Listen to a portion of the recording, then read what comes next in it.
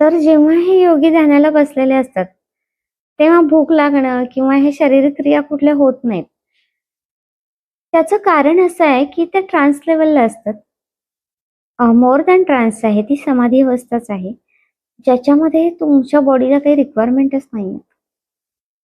आणि तिथं ते फुल एनर्जी लेव्हलवरती आहे. त्यातनं बाहेर यायची इच्छा होत नाही.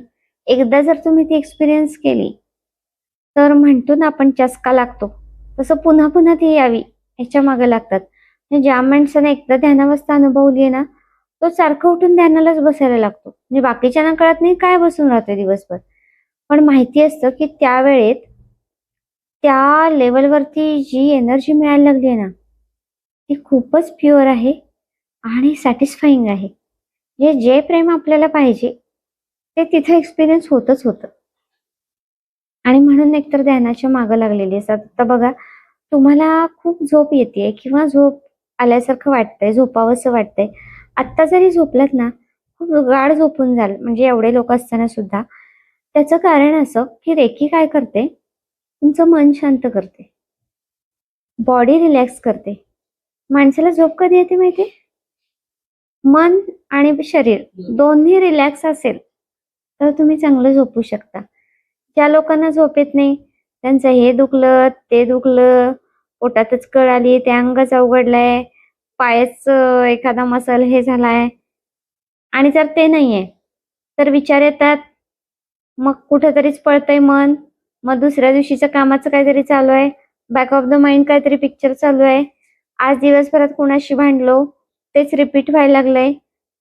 कशाला? झोपायला गेल्यानंतर हे सगळं याचं काय कारण आहे? तर रेकीमध्ये हे सगळं ॲटो सायलेंट मोडलं जातं. आणि ॲटो सायलेंट झालं की ॲटो झोप पण येते. म्हणजे रेखी नंतर येणारी जी झोप आहे ना, ती ऍक्च्युली ट्रान्स लेवलची येते. आता असं नाही मी सांगणार की आज तुम्ही रेकी घेतली आणि सगळेजण आज बेशुद्ध पडल्यासारखे झोपाल म्हणून. मी एवढं नक्की सांगेन की रोजच्या झोपेपेक्षा तुमची आजची झोपेची क्वालिटी चांगली असेल. दुसरी गोष्ट, तुम्ही आता कुठल्या लेवलवरती आहात एनर्जीच्या, त्याच्यावरती डिपेंड राहणार आहे की ते किती पटकन रिलीफ होणार आहे आणि तुम्ही किती सोडायला तयार आहात गोष्टी, त्याच्यावरती राहणार आहे. तिसरी गोष्ट अशी की हा रिलीफ आज ना उद्या तुम्हाला येणारच आहे. कोणाला पटकन येईल, कोणाला वेळ घेईल, ते प्रत्येकाच्या त्या त्या स्टेजवरती अवलंबून राहणार, पण तो येतो. काही लोक आहेत की पहिल्या 2-4 महिन्यामध्ये खूप इरिटेट होते, खूपच प्रॉब्लेम्स आठवले होते, हळूहळू सुटत गेले. आता प्रॅक्टिसमध्ये 1-2 वर्ष वगैरे झालेत आणि आता त्यांना जाणवतंय की तेव्हाचा मी आणि आत्ताचा मी टोटल वेगळे आहोत. तो फरक त्या त्या वेळेला जाणवत नव्हता, कारण तो फरक जाणवण्याइतपत ऑब्झर्वेशन करण्याची मनाची कपॅसिटीच नव्हती.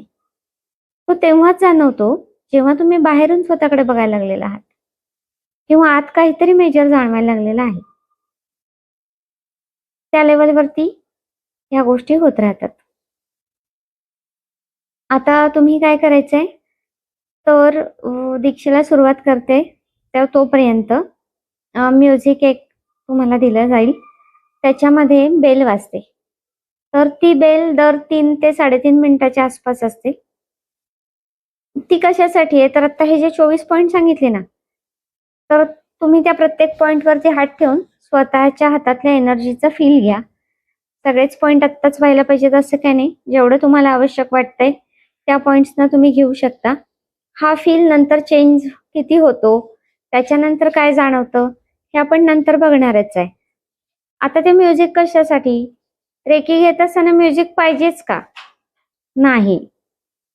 पण ते म्युझिक आहे तर तुम्हाला जे माइंड पळायला लागलंय ते तिथे जागेवर आणायला हेल्प करेल. दुसरं, त्या म्युझिकची जी फ्रिक्वेन्सी आहे ती तुम्हाला ॲडिशनली मन शांत करायला हेल्प करते. तिसरी गोष्ट, खूप प्रश्न असतात, तो पॉइंट कधी बदलायचा, मग ते किती वेळाने बदलायला पाहिजे, मग मी आधीच बदलला तर, मग मी नंतरच बदलला तर. सो बेटर आहे की त्या बेलचा गाईड घ्या. ती बेल वाजली की दुसऱ्या पॉइंटवर ठेवून बघा, म्हणजे ते पण प्रश्न मिटून जातील.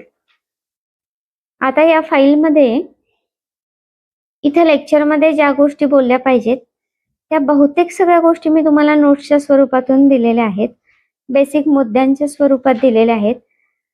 मी इथं काय भर देते, तर तुमचे काही प्रश्न असणार आहेत बघा, किंवा वेगळ्या लेवलचं काहीतरी आन्सर्स हवेत, तर मॅक्झिमम ते इथं सोडवले जातील मी हे बघते. तुम्ही आज ती फाईल वाचा, त्यातून तुम्हाला काही प्रश्न आले तर विचारा, ते पण आपण लेक्चर्स इथे घेऊया. पण बहुतेक ते इतक्या सोप्या भाषेत आहे की कळून जातं. त्यातून काही क्वेरी आलीच तर आपण बोलूयाच. याच्याशिवाय प्रॅक्टिस करत असताना आपल्याला येणारे काही प्रॉब्लेम्स आपण इथे डिस्कस करायचे आहेत, की ज्याच्यामध्ये घरी गेल्यानंतर तुम्हाला बऱ्याच प्रश्नांची उत्तर तुम्हाला आधी इथेच मिळून जातील. असं काय नाही की तुम्ही एकदा घरी गेला की मी काही उत्तर वगैरे देणार नाही असं. लाईफ टाइम तुम्ही कधी पण रेखीचा काही पण प्रश्न घेऊन माझ्याकडे येऊ शकता. पण हळूहळू ते प्रश्न इतक्या क्लिअर लेवलला सुटत जातात ना की फारशी गरज नाही राहत.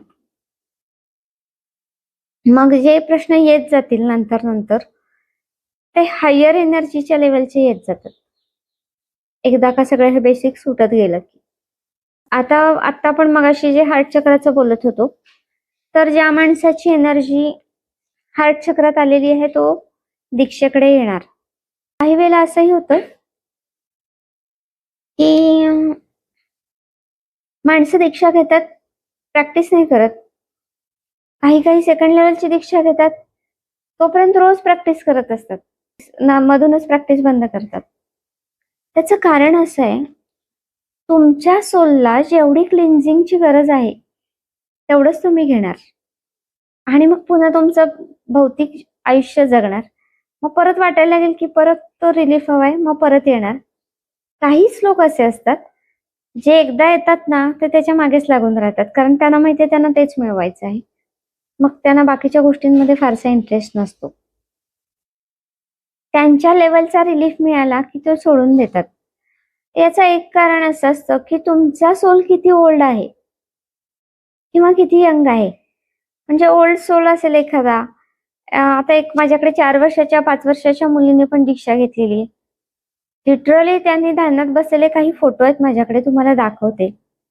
ध्यानाची अशी पोझिशन करून बसणं वेगळं आणि त्या बसल्यानंतरचे त्यांच्या चेहऱ्यावरचे भाव जर तुम्ही बघितलेत ना, म्हणजे कळेल की yes they are actually in that meditation phase. तर तुम्हाला मी ते दाखवते, तुम्हाला लक्षात येऊन जाईल की त्या किती कूल आणि शांत बसलेले आहेत. त्यांच्या सोल्सने त्यांच्या मागच्या जन्मांमध्ये हे एक्सपिरियन्स घेतलेले असणार आहेत आणि आता मग ते अनकव्हरिंग चालू आहे ना, तर ते फास्ट होत जातं. आता समजा की एखादा सोल यंग आहे, आत्ता तो इथे कुठे मणिपूर चक्रातून हार्टला पुश व्हायला लागलाय, तिथे ना साधना थांबू शकण्याची एखादी रिस्क असते. त्याचं कारण असं, इथं गेल्यानंतर हे सगळं सोडायला लागलोय ना आपण, मग मधूनच असं वाटतं की अरे अधिकार होते ते जरा बरं होतं, कुठेतरी बोलायला मिळत होतं, कुठेतरी रिस्पेक्ट मिळायचा, कुठेतरी पदव्या मिळायच्या, कुठेतरी पदं मिळायची, आणि मग आता ते सुटायला लागले तर नको वाटतंय. मग पुन्हा साधनेतून माणसं इथे येतात, पुन्हा खूप खावंसं वाटलं, मग पुन्हा प्रेमाची माणसं खूप लाईफमध्ये यावीशी वाटली. हे अप अँड डाऊन असं इथं वेव्स मध्ये चालू राहतं. पण एकदा तुमची एनर्जी पुश होत होत किंवा ब्लॉसम होत हार्ट चक्रातून जेव्हा विशुद्धीकडे जाणार आहे, एकदा ती विशुद्धीमध्ये गेली की पुन्हा ती कधीही खाली येत नाही. त्याचं कारण असं, इथं तुम्हाला समज यायला लागलीये, इथं ज्ञान यायला लागलंय, इथं फक्त प्रेम ब्लॉसम झालंय एवढं ओके. पण जे अंडरस्टँडिंग आहे ना, ते तुमचं इकडं आल्यानंतर ज्या लेवलवरती बिल्ड होतं, तिथून पुन्हा तुम्ही त्या भूमिकेतून खाली नाही येत. हा सगळा उपभोग घेणार आहात का? तर येस. पण हे घेत असताना तुमची इथली जी जागा आहे ना, ती तुम्ही सोडणार नाहीये. तुम्ही समजूतदारपणातूनच हे सगळं सुद्धा करणार आहे. इथे आहे तोपर्यंत नाही, पुन्हा इथं यावंच वाटलं, मग अधिकार गाजवायचे, मग परत नाही, जाऊ दे, सोडून देऊया, मग समाजकार्याकडे जायचं. समाजकार्याची मजा पण बघा, माणसं समाजकार्य करतात, ते पुराच्या वेळेला आम्ही एका गावात गेलो होतो, तर तिथे त्यांनी बोर्ड लावला होता बाहेर की मदत घेऊन येत असाल तर कॅमेरे तुमचे वेशीच्या बाहेर ठेवून या. बरोबर आहे ना? तुम्ही मदत करायला चाललाय का मी किती मदत केली याचे फोटोज आणि व्हिडिओज काढून तुम्ही जगाला दाखवून त्यातून प्रशंसा मिळवायला चाललेला आहे. मग तिथे इंटेन्शन मदत करणं पण आहे, पण प्रशंसा पण पाहिजे आहे तिथे. त्याचं कारण असं, ते कौतुक ऐकायला मन भुकेलं आहे. आणि अगेन इथं मला लोकांनी विचारलं पाहिजे, मी एवढं करतो हे लोकांना दिसलं पाहिजे. मदत करणार आहे का? येस. म्हणजे हार्ट चक्रात कुठंतरी चाललंय, हे तुम्हाला ओव्हरटेक करायला लागलंय. कारण एवढी मदत केलेली, 2000ची मदत करायची आणि 5000 रुपयाचा बोर्ड प्रिंट करून एखाद्या चौकात लावायचा. ते 5000 तुम्ही मदतीला दिले असते तर चालले असते का नाही? चालले असते. वरती गेलेला माणूस ते नाही करणार आहे. त्यांनी मदत केलेली त्याच्या घरातल्या माणसाला पण कळणार नाहीये की हा जाऊन मदत करून आलाय. ते इतक्या इझी लेवलवर होत जाईल. जरी सांगितलं चुकून कुठं, तरी तिथं मला कौतुक मिळावं हे इंटेन्शन असणार नाही. त्यातून जरी मिळालं, त्या कौतुकाचं खूप ग्लोरिफिकेशन करून जगासमोर प्रेझेंट केले जाणार नाही. इथून वरून मदत करणारा माणूस आणि इकडून मदत करणारा माणूस यांच्यामध्ये फरक राहणार आहे. तर हार्ट चक्रात येणारी एनर्जी, ह्या चक्रातले अडकलेले लोक, यांना तुम्ही रेकीच्या दीक्षेकडे कधीही आणू शकत नाही. हार्ट चक्र ब्लॉसमच व्हायला लागेल, किमान तिथं त्या एनर्जीने पुश करावं लागेल, तेव्हाच माणसं कुठल्या तरी स्वरूपाच्या साधनेकडे जातात.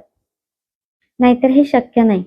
कारण साधना म्हणजे प्रेम आहे, साधना म्हणजे देणं आहे, साधना म्हणजे दुसऱ्याला समजून घेणं आहे. जे प्रेम जागं झालं तरच होऊ शकतं. जेव्हा मी अधिकारी म्हणून राहणार आहे ना, तिथे मी ऑर्डर देण्याच्या भूमिकेत आहे. समजून घेणारे अधिकारी खूप कमी, अगदी बोटावर मोजण्या इतपत असतात. तुम्ही पण बऱ्याच ठिकाणी बघितलं असेल आणि हा अनुभव आपल्याला येतो. हिलिंग जे आहे, तर हिलिंग म्हणजे काय? हील व्हायचं म्हणजे एखादी गोष्ट मुळापासून पूर्ण काढून टाकायची. जसं की गायब करणं. म्हणजे एखादी घटना तुम्हाला त्रास देणारी कधीतरी घडलेली आहे, तर बघा असं होतं की ती घटना घडून एक 12-15 वर्ष झालेत आणि तुम्ही आता सांगायला लागलाय, तरी पण आता तुम्हाला रडू येतंय. आता 10-15 वर्ष गेल्यानंतर त्या घटनेसाठी काय रडायचं ना? पण तुम्ही तेवढ्याच तीव्रतेने रडू शकता जेव्हा तुम्ही त्यावेळेला रडला असता. तर हे झालंय काय, तुम्ही फिजिकली पुढे आलेला आहात, पण जेव्हा कुठं त्या घटनेचा उल्लेख येतो, तेव्हा पुन्हा तुम्ही मनाने जशाच्या तशा त्या क्षणात जाऊन पोचता आणि मग तुम्हाला तिथं ते फील व्हायला लागतं की तुम्हाला किती वाईट वाटलं होतं आणि पुन्हा मग त्यात रडू यायला लागतं. आता हळूहळू कसं होतं की या घटनेतला जो स्ट्रेस आहे ना, भावनिक, तो कमी यायला लागतो रेकीमुळे. नंतर ते रडू आहे ते कमी येत जातं आणि एक वेळ अशी येते की तुम्हाला ती घटना आठवती, तुम्ही सांगताय पण जशीच्या तशी, रडावंसं नाही वाटत किंवा रडू येतच नाही. आणि त्याच्यानंतर पण एक वेळ अशी येते की असं काहीतरी घडलं होतं हे आठवतंय, ऍक्च्युअली घटना पण आठवणं बंद होते आणि त्याच्यानंतर असं होतं की काहीच आठवणं बंद होते. गेलं ते गेलं. म्हणजे आयुष्यातल्या अशा किती घटना असतील की ज्या होऊन गेल्यात पण तुम्हाला माहितीच नाही येत आता. तर हे त्या लेवलला जे हर्ट तुम्ही अगदी म्हणतो ना की मनाच्या वरच्या थरात सुद्धा ठेवलंय, ते सुद्धा निघून जातं. ते तर हळूहळू व्हायला लागेल. फक्त एक करायचं की जेव्हा तुम्हाला रडावंसं वाटेल तेव्हा रडून घ्यायचं आणि एखादी गोष्ट बोलून टाकायची आणि तुम्हाला शक्य होत नाही बोलणं, कागद पेन घ्यायचा, लिहून काढायची ती पूर्ण गोष्ट आणि फाडायची, जाळून टाकायची आणि ती राख गटरीतनं फेकून द्यायची. त्याला रिलीज करायचं. ते कुणाला वाचायला वगैरे द्यायचं नाही किंवा काही नाही. फक्त लिहून झालं की इमिजिएट ते डिस्ट्रॉय करायचं आहे. ते ठेवून बसायचं नाही. म्हणजे माणसांना सवय असते बघा डायरी लिहायची. सगळ्या इमोशनल घटना त्याच्यात रेघ आणि रेघ नोंद करून ठेवलेल्या असतात आणि त्या त्यांनी स्टोअर केलेल्या असतात. म्हणजे माझ्याकडे तर एक जण आहेत, त्यांची 2 कपाटं भरली होती डायऱ्यांनी. हो. म्हणजे जेव्हा मी त्यांना सांगितलं ना, की तुम्ही जोपर्यंत ते रिलीज करणार नाही, तोपर्यंत तिथली एनर्जी रिलीज होत नाही. जवळ-जवळ 5 ते 6 तास त्यांना लागले ते सगळं लिहिलेलं जाळायला. आणि असं नाही की एक-एक कागद जाळायला लागलेत. असं होळी पेटवल्यावर कसा ढीग करतो, तसा करून त्यांनी जाळलं होतं आणि त्याचे फोटो काढून टाकले होते मला, की मॅडम हे केवढं आहे बघा म्हणून. जर काही लिहून ठेवलं असेल, तर ते इमिजिएट रिलीज करायला चालू करायचं. कारण ती एनर्जी आपण तिथं स्टोअर केलेली असते.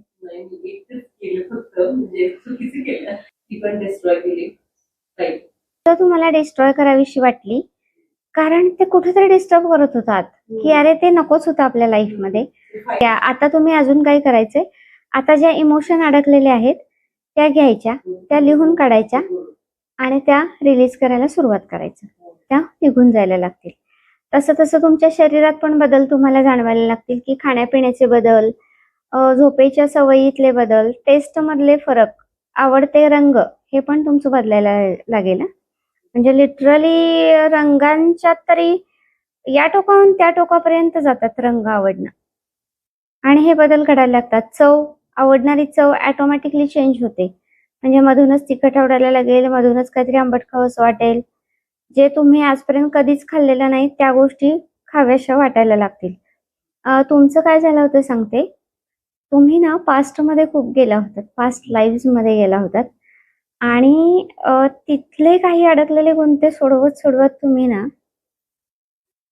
तुमची जर्नी चालू होती. त्यामुळे मी डोळे उघडायला सांगितले आणि ते अंतर तेवढ्या कमी वेळात पास करणं तुम्हाला पॉसिबल वाटत नव्हतं. कारण तुम्ही एका विशिष्ट वेगाने येत होतात. तुम्हाला हे कळत नाहीये की साईडला काय दिसते, फक्त हे कळतंय की वेगात चाललेलो आहे. तर तो वेग आणि तिथून तुम्हाला इथं लागलेला यायला वेळ, त्यामुळे तुम्ही तेवढा वेळ घेतला की डोळे उघडण्यासाठी. तिथं राहून तुम्ही इथले डोळे नाही उघडू शकत. तुमच्या सोलला ऍक्च्युअली इथं यावं लागेल. ऍक्च्युअली बॉडीत आल्यानंतर मग तुम्हाला जाणवतं की आता डोळे उघडले. तर पास्टचे बऱ्याच घटना अडकलेल्या असू शकतात. त्यामुळे आपण म्हणतो की आमच्या या आयुष्यात मी काय नाही केलेलं, असं नाही तसं नाही. मागच्या जन्मात पण आपण कॅरी केलंय, ते पण सोडवायला लागतं. मागच्या जन्मात वगैरे ह्या गोष्टी अनुभव घेतल्यानंतर कळतात की असतात का नाही असतात. विश्वास ठेवणं न ठेवणं नाही करू शकत आपण. आयतर ते असतं और नसतं. तुम्ही फक्त भीती सांगा, कुठल्या कुठल्या येतात बघा आणि त्याच्यावरती काम करायचं आहे.